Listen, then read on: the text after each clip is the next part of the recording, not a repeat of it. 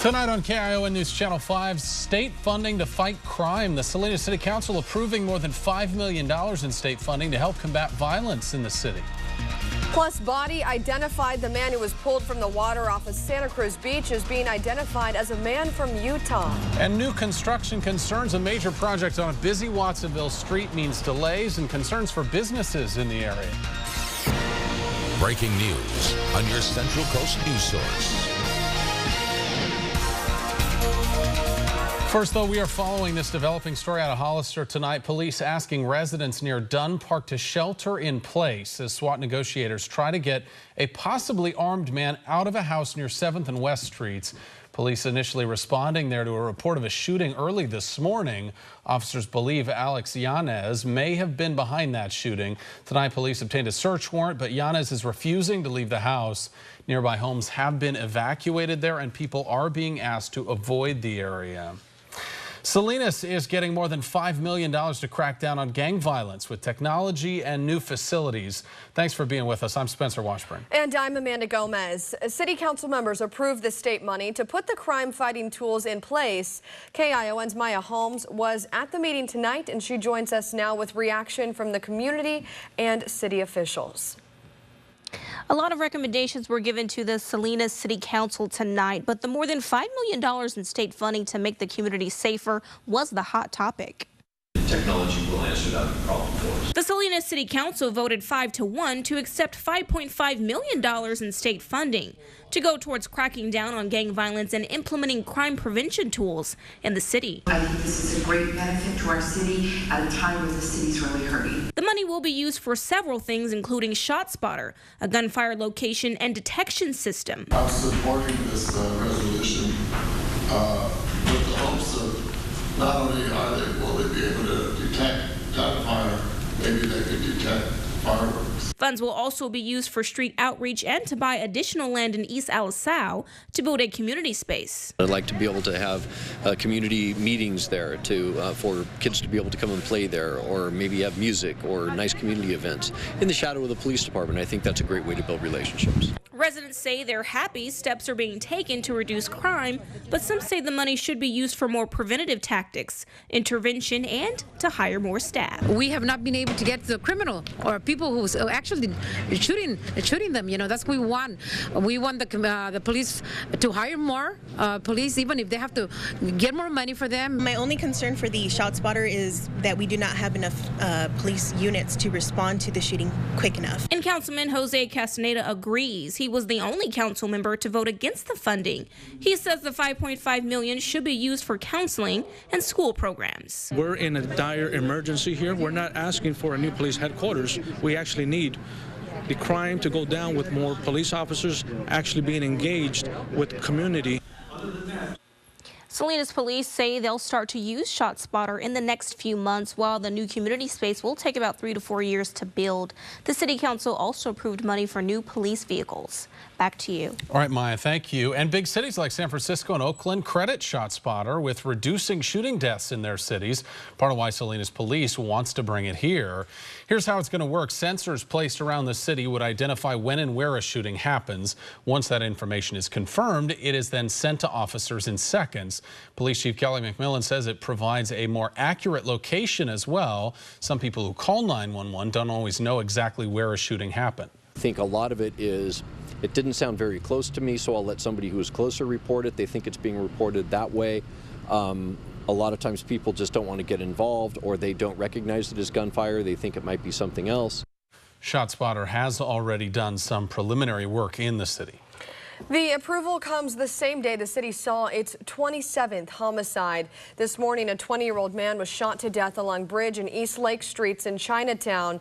At this point, police don't have a suspect description or a possible motive for the shooting. Police also identified 2 other men killed in separate shootings over the weekend. Police say 37-year-old Guillermo Prieto was killed on Garner Avenue on Friday night.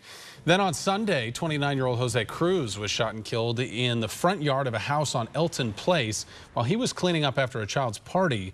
Police say the victim did not appear to be a gang member. Anyone with information on the shootings is asked to call police.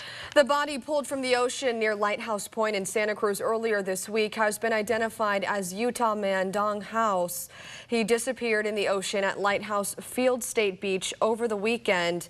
His body was then found yesterday afternoon floating in kelp near Lighthouse Point. Authorities say there was no evidence of foul play. And the Monterey County Sheriff's Office says the body found buried in Carmel last week is a woman. Right now, investigators are looking at dental samples to determine who she is. They still haven't said what caused her death. We are hearing 911 calls from that night a lone gunman opened fire inside an Orlando nightclub. It's the deadliest mass shooting in U.S. history. 49 people killed on June 12th. Mark Strassman reports. We were leaving the club, and then as soon as we left, gunshots were just going like crazy. At 2:03 a.m., 911 callers began reporting a massacre in progress. It's called polls. There's dead people everywhere. They're shooting. Right after last call, a gunman with a semi-automatic rifle roamed through the crowded gay nightclub. This is the first release of 911 recordings from people who were actually inside the club when the massacre began. There are now 4 dead in the bathroom and 2 shot are bleeding out. If somebody doesn't get there soon, they're going to die. Go! Let's go! Let's go! Police body camera video showed the chaos as first responders arrived. We're trying to get a clarified suspect. 911 calls also kept coming, some from relatives of people still trapped inside. My friend told me he got shot 3 times. He's in the bathroom for me to help. I'm not there. I can't do nothing. 50 people would die, including the mass killer, Omar Mateen, around 5 a.m. after a 3-hour standoff. The 29-year-old former security guard was shot 8 times by police. Orlando police have yet to release their batch of 911 calls about the shootings. Among them, several recordings of the gunman himself who called 911 from inside the club to pledge his allegiance to ISIS. Mark Strassman, CBS News, Atlanta. Tonight, Donald Trump said he'll be meeting with Mexico's president tomorrow, just hours before he's set to deliver a speech on his immigration policy. The office of the Mexican president confirmed in a tweet the Republican presidential nominee accepted the invitation. After his visit, Trump is expected to head to Arizona. There, he'll deliver that policy speech on immigration. Trump has been raising questions this week surrounding his recent statements on immigration that conflict with his pledge to deport every undocumented immigrant. Multiple law enforcement officials say the FBI plans to release its report on the Hillary Clinton email server investigation soon, maybe as early as tomorrow. Today, the Clinton campaign said they welcome it in the name of transparency. In July, FBI Director James Comey said Clinton was, quote, extremely careless with sensitive emails, but he recommended no charges against the former First Lady. A couple of familiar faces pick up political victories in Florida. Senator Marco Rubio won his party's Senate primary. Rubio will now face off against Democratic Representative Patrick Murphy in November. Also in Florida, Democratic Representative Debbie Wasserman Schultz beat her rival, who Bernie Sanders supported. And in Arizona, Republican Senator John McCain won his state's primary, holding off his conservative challenger, Kelly Ward. Hawaii is closely watching 2 hurricanes, both heading that way. The swirling storm seen here on the left is Hurricane Madeline, and right behind it is Hurricane Lester.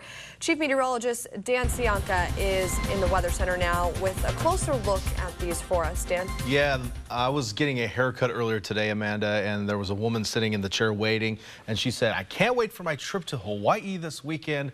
And I said, about that, let's take a look at our satellite picture. We've got a couple of storms headed towards the Hawaiian Islands right now. The first is Madeline. This is the one we've been watching, and I'll take a close look at it. You're not seeing an actual eye on the hurricane right now, but it's getting fairly close, about 200 miles east of the big island of Hawaii right now.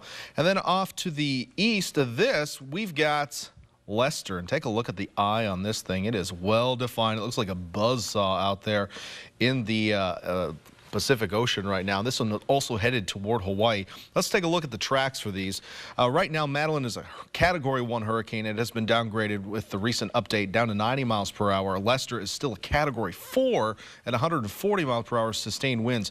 Right now, the Big Island of Hawaii is under a hurricane warning, and the island of Maui is under a tropical storm watch. Now, Madeline is expected to stay just south of the Big Island, but, you know, that's just the center of it. So it will be definitely impacting the Big Island here late in the day tomorrow. And Lester, well, that one is projected to move just to the north of the chain of islands, and that would be as we head into the weekend, but that track could easily shift as we get a little bit closer. I just want to give you a quick update to the Atlantic Ocean. Right now, we have 3 tropical cyclones out there. Gaston, which is the big one, but that one is headed well out to sea. My concern would be with Tropical Depression 9, which is supposed to actually upgrade to a tropical storm here over the next couple days. It could be Hermine, and that one is expected to make landfall in Florida as a high-end tropical storm, and that would be late on Thursday. So we'll be watching that one closely as well. Back to you. All right, Dan, thanks. Thousands lost power, and part of Highway 68 still shut down in Pacific Grove tonight after a tree fell on a power line. Monterey fire crews were able to contain the less than acre fire that was sparked. The highway was shut down in both directions, though, for hours at the Morriscade. But right now, PG&E crews have one lane open as they work to replace the power pole. Work expected to last about another 2 hours. About 6,000 PG&E customers lost power today, but it was quickly restored. The Monterey County Board of Supervisors extended a local health emergency declaration over the Soberanes fire today. It's the second time it's been extended. Health officials say the fire remains a health threat to the surrounding area. Residents are being urged to follow emergency officials' orders to protect their health and safety. That fire is now 60% contained still tonight. It's burned more than 93,000 acres.